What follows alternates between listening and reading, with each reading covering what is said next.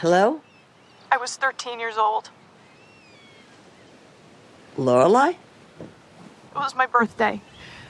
Royston Sinclair III had broken my heart in front of everyone. It snuck into your closet that morning and took that green beaded top that was your mother's, that you kept so carefully wrapped up in tissue paper in your cedar closet. I was never supposed to touch it, but I stole it. And I wore it to school with my chemin de fer sailor jeans, and I thought no one was as stylish as I was. But Royston laughed. He said I was cheap.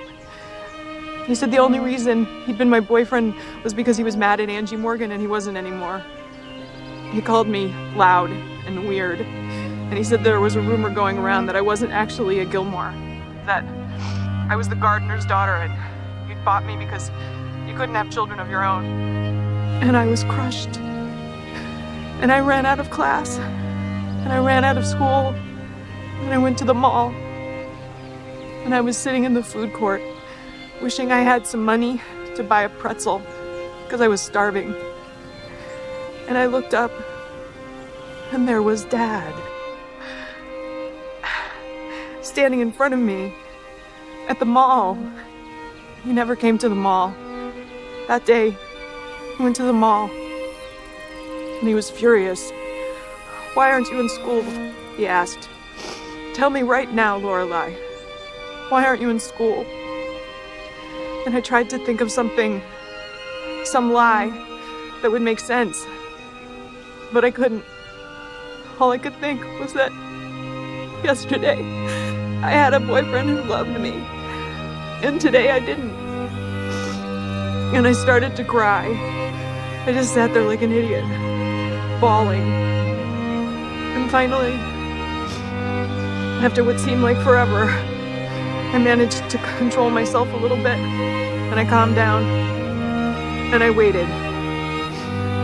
I waited for him to yell at me, to punish me, to ground me forever, to tell me how disappointed he was in me. And nothing came. And finally I got up, enough courage to look up at him, and he was standing there with a pretzel, a giant pretzel covered with mustard. And he handed it to me and he said, "Let's go." And he took me to the movies. We saw Grease and An Unmarried Woman. Something for me and something for him, he said. He bought me popcorn and Red Hots, and we sat in the dark and we watched. And then he took me home, and he gave me a sweater to cover up the stolen top. And he told you that he'd pick me up from school and taken me to the club for a soda. And that was it. We never discussed it again. It was the best birthday I ever had.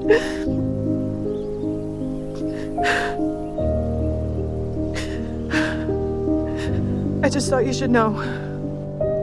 Thank you, Lorelai. Bye, Mom.